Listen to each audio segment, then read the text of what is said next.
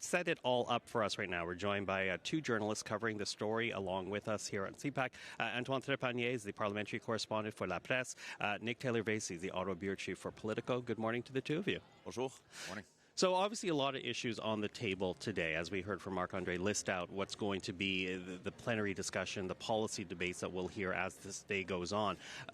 But as I say that, we have to acknowledge the fact that yesterday was, quite frankly, not about a Liberal that was a Liberal a week ago. It was about a Conservative across the floor. Marilyn Gladu showed up with the Prime Minister, took to that stage, had a scrum at the end of the day. How much of that is now past, or do you think today will still be dominated by Marilyn Gladu and what she represents being added into this Liberal caucus? Nick, I'll get you to start us out. Well, we are watching the Liberal, not just voter coalition, but the members of this party evolve in real time before our eyes in the seats behind us here.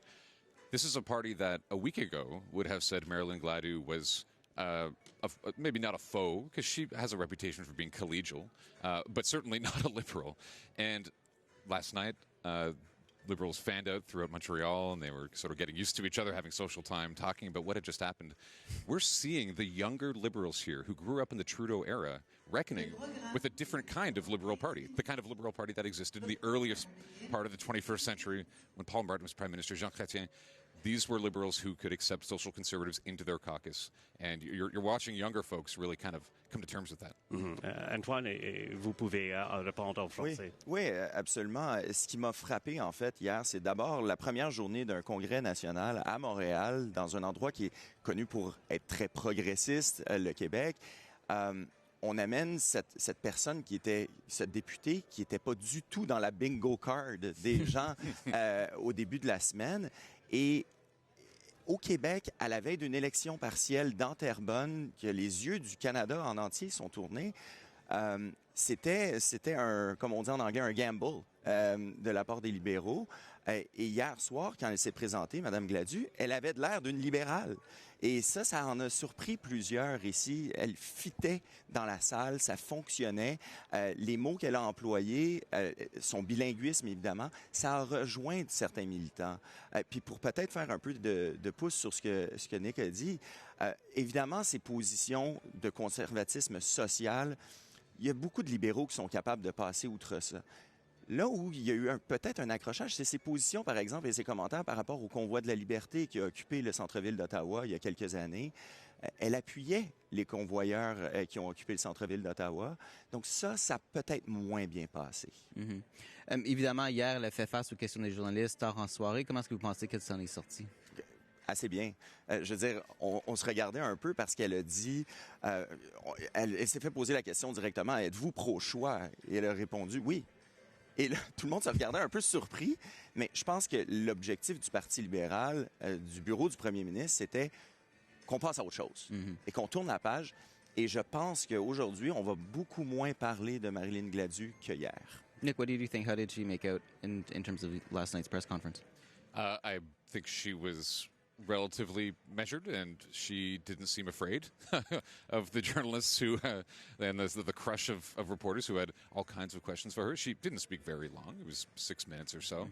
And she did try to present herself as at least more moderate than a lot of people in this room thought she was. But as far as liberal, or I guess conservative floor crossers, two liberals, the new recruits, her timing, this is the pressure cooker more than Michael Ma entering at the Liberal Christmas party and just saying a few words on stage. I mean, they've really not shied away from giving Marilyn Gladu a little bit of spotlight. Not a huge spotlight. She didn't speak too long on stage, and the reaction to her speech was relatively mixed. And then not too long outside. It was only a few minutes of a scrum. But she is here, and she was working the rooms last night after the formal program ended. Elle sait comment ça fonctionne. and walked in with the Prime Minister as the day began. That was clearly a big signal as she walked in. But, I want to pick up a little bit on the bingo card that you referred to, the gamble that the Prime Minister's office is taking here, because as we go through the agenda that is today, every subject matter goes to the agenda that this Prime Minister has been pushing ever since he won the last federal election nearly a year ago to the day. So talk to us, Nick, and I'll get you to start, and Antoine, I'll get you to follow. What does that say to you about the hold that Mark Carney has on this party, that this agenda is trying to further, to redefine the Liberal Party of today versus what we had understood to be the Liberal Party under Justin Trudeau? Yeah, well, the first point to make is that a Liberal policy convention is not like a Conservative or NDP policy convention where you have people spending a good amount of money to come to a city and really, truly debate policy for hours and hours and hours on end. This is more about putting on a show and talking about Mark Carney's vision. So it's not a whole lot of people, like really clashing about particulars of policy solutions. And so, yeah, we're going to hear from a mix of caucus today on stage, new people, some of the Trudeau-era ministers who are still around, finding their way into the Carney into Carney world, and then also we're going to see people like Matt Genereux on stage talking about trade diversification. So this is in action how this Liberal Party is again evolving on stage as we watch. Je pense pas qu'il va y avoir beaucoup de nouveautés en termes de politique, en termes de débat. On n'aura pas, je pense, de grandes révélations. Là, on regarde les panels aujourd'hui. Gregor Robertson, des ministres, le ministre Leblanc avec le ministre Champagne sur la scène. Je pense pas que c'est là qu'on va avoir de grandes révélations. Je vais reprendre ce que mon collègue et Politico disait plus tôt cette semaine, c'est la Carney Palooza. C'est une grande fête à Montréal. Et les astres s'alignent de plus en plus pour les libéraux dans ce contexte-là. On arrive ici, c'est le congrès de Mark Carney. Sa femme est figure au programme. On parle beaucoup de sport. Il y a des athlètes olympiques aujourd'hui qui vont nous parler. On ne sait pas de quoi, mais ils vont nous parler quand même. Mark Carney, hier soir, était au 50e but de Cole Caulfield au Centre Bell. Et lundi, il y a une élection partielle à Terrebonne. C'est comme on aurait difficilement pu mieux organiser ça pour le Parti libéral du Canada. Mais effectivement, des congrès comme ceux-ci peuvent réserver des surprises. Il y a une politique, moi, que j'ai soulignée, c'est l'accès aux médias sociaux pour les jeunes en bas de 16 ans.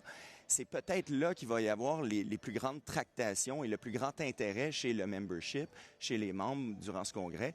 Mais sinon, comme Nick a dit, un congrès libéral, c'est beaucoup moins divisé ou bien abrasif qu'un congrès du NPD ou encore du Parti conservateur du Canada. Ouais, je veux juste faire du pouce là-dessus parce que vraiment, c'est tout un revirement de fortune pour le Parti libéral si on remonte à à peu près un peu plus d'un an alors que Justin Trudeau était toujours à la tête du parti. Vous avez eu la chance d'échanger avec les membres rassemblés ici. Qu'est-ce qu'ils vous disent en termes de comment ils se sentent en amont du congrès? Le dernier congrès du Parti libéral, c'était à Ottawa. Justin Trudeau était chef. C'était en 2023 et on venait juste d'abandonner les mesures sanitaires de la COVID-19. Il s'est passé quelque chose depuis ce temps-là. Il y a une ambiance qui est assez, je veux pas dire surprenante, mais c'est un peu le paroxysme d'une année assez rock and roll. Ouais. Vraiment, parce que les libéraux, il y a personne qui les voyait là où ils sont aujourd'hui. Le Parti libéral mène par une dizaine de points dans les sondages nationaux. Il y a 18 mois, ils étaient 20-25 points en arrière. Donc, c'est un revirement de situation. Et ça, on le sent chez les membres, chez les organisateurs, chez les députés, chez les ministres. C'est l'heure de célébrer. Et ça, c'était pas le cas en 2023 à Ottawa, loin de là. Nick, what would you say to that? Because, we do have this situation where, as Antoine says, a party that is now dealing with numbers that I don't think anyone was conceiving in the last months of Justin Trudeau. No. I mean, I think people here are just surprised in some ways that they're still able to have this. I mean, it's 4,500 people or whatever it is here. The party was nearly declared dead in 2011. It was on life support last year, and here they are now, and their voter coalition is larger than ever. Yeah, and they're, at least according to the polls. The one thing I'll say is that a lot of liberals around here say it's probably never going to get better than this. This is probably, I mean, how can